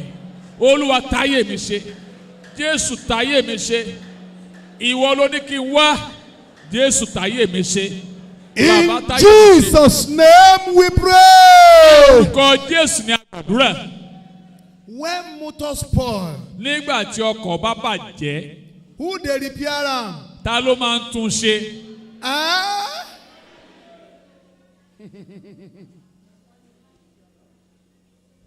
When anything happen to human being, Nígbà tí nǹkan bá ṣẹlẹ̀ sí ènìyàn, it is only God. Ọlọ́run nìkan. It is only God. Ọlọ́run nìkan. It is only God Ọlọ́run nìkan that we have made it. ló lè tún ṣe. I want you to shout this on top of your Mo voice. fẹ́ kó o lọ́gun lẹ́kọ̀ọ́ Oh rẹ. God, my Creator, Ọlọ́run ẹlẹ́dàá mi o. I have come to Mo ti you.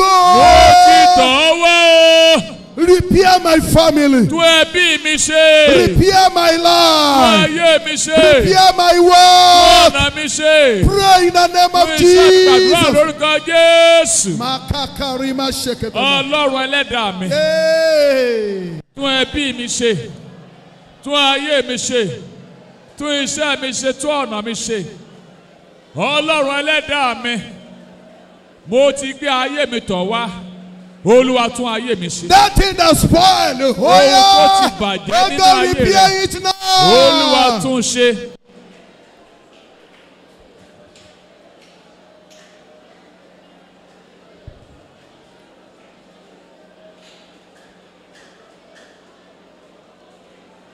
You are the God that can repair things that will get damages. Ìwọ ni Ọlọ́run tí ń tún nǹkan Oh ṣe. God, our Olúwa Lord, Ọlọ́run wa o. let there be Àtúnṣe jẹ́ repair. wáyé o.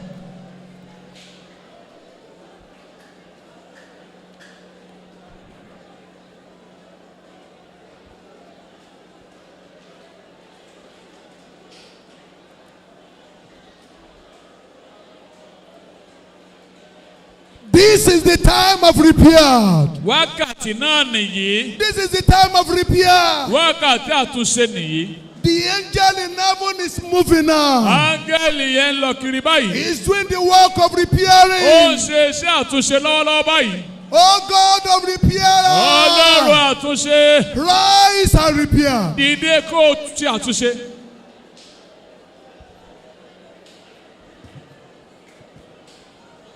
In Jesus' name we pray. orúkọ Jésù ni a gbàdúrà. That's why I say you should buy that program. ni mo ṣe ní kẹ́ ẹ ra ìwé ìpàdé yìí. Buy the program and the book. ra ìwé ètò ìpàdé yìí àti ìwé ìdánilẹ́kọ̀ọ́ tó wà nínú rẹ̀. Buy it. rà á. You will see a place there. ó rí i níbẹ̀. I say, àwọn bàbá wípé Jesus repaired that widow's sorrow life. Jésù tún ayé obìnrin opó oníbànújẹ́ ní ṣe. Only one child. ọmọ kan ló ní. And the husband has gone. ọkọ rẹ̀ sì ti kú. And she was weeping. ó sì ń sun ẹkún. She was ó weeping. ń sun ẹkún. And Jesus met them. Jésù bá a And pàdé. they were carrying the body to the back of the city. a sì ń gbé òkú ọmọ rẹ̀ kan ṣo lọ sí ẹ̀yìn And ìgboro. Jesus said, Jésù wá wípé they should stop. ó ní kí wọ́n dúró. And he looked unto the sorrow, ó sì wá wo ìbànújẹ́ the rẹ̀ weeping, àti ẹkún the rẹ̀ condition àti ipò tó of wà that widow. tí obìnrin opó yìí wà. And immediately, lẹ́sẹ̀kẹsẹ̀ he went to the coffin ó sì lọ sí ibi tí pósí wà. and he lay hand on it. ó sì gbọ́wọ́lé. And he hold this young man ó sì dìímú ọmọ and náà. he brought him ó alive. sì mú Hey, dìde you láàyè. that came here with sorrow, ìwọ tó wá sí pẹ̀lú ìbànújẹ́. your sorrow have gone. ìbànújẹ́ rẹ ti tán. I say your sorrow have ó ní gone. ìbànújẹ́ rẹ ti tán. It is for enemy to destroy. ó jẹ́ fún ọ̀tá láti parun. It is for your God to repair. ó jẹ́ fún Ọlọ́run láti ṣe àtúnṣe. What is that thing that damages in your kí ni life? ohun tó ti bàjẹ́ nínú ayé rẹ? Is it in your work? ṣé nínú iṣẹ́ rẹ ni? Is it in your ways? ṣé ní ọ̀nà rẹ ni? What is that thing that you are damaging? kí ni ohun náà ta ti bàjẹ́? He's the one who said, come unto me. òun ló ní kó o tọ̀ òun wá. And you have come unto ó him. sì ti tọ̀ ọ́ wá. You will shout it ó again. tún wí lẹ́ẹ̀kan sí i. Oh God, my Olúwa creator, Ọlọ́run ẹlẹ́dàá mi o. I have come to mo you. ti tọ̀ ọ́ wá. You will mention that thing that you want him to do. wà á dárúkọ ohun tó ń fẹ́ kó ṣe yẹn. I have bring this problem to ó ti you. gbé ìṣòro yìí tọ̀ ọ́ wá. Let there be repairer. jẹ́ kí àtúnṣe kó Oh wà. God, repair it. àtúnṣe jẹ́ wà. Repair it. Ọlọ́run ṣe àtúnṣe Repair rẹ̀. it. Ọlọ́run ṣe àtúnṣe Pray rẹ̀. the prayer in the name of Jesus. gbàdúrà lórúkọ Jésù.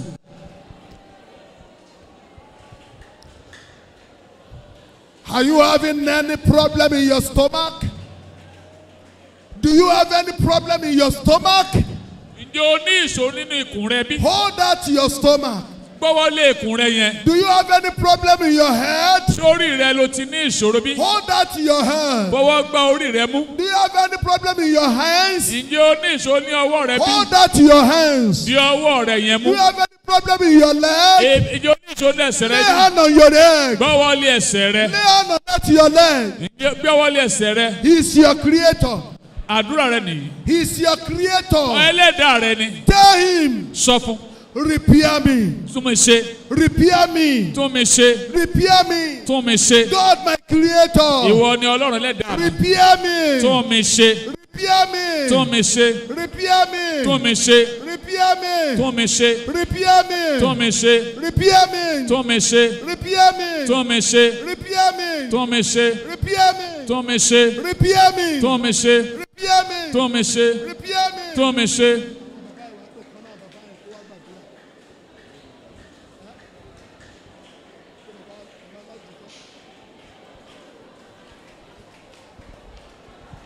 Repair me, repair that aspect. Repair that area of my life that needs your repairing. Tún mi ṣe Olúwa ní gbogbo ibi tí ayé mi ti ń fi àtúnṣe. Olúwa tún mi ṣe. Olúwa tún mi ṣe. Tún ẹbí mi ṣe. Tún àgọ́ ara mi ṣe. Olúwa Touch o. that place. Ìwọ ni Ọlọ́run ẹlẹ́dàá And begin to cry to God. Gbogbo ètò fi àtúnṣe nínú ayé mi. Wherever nínú that ẹbí needs mi, repair. nínú iṣẹ́ mi. Lórúkọ Jésù. Nítorí pé mo The ti great wá. repairer. Olúwa tún mi ṣe. Olúwa tún mi ṣe. Olúwa tún mi ṣe. Olúwa tún mi ṣe. Some people are Olúwa- praying in Jesus' name. Amen. Oh God, you are the great repairer. Yes, Lord. As you are broken, we come for joining together, meeting together, kneeling together. Father, tonight, kneel together in the name of Jesus. Amen. Every broken home and life, Father, repair them in the name of Jesus. Amen. Father, we are in a condition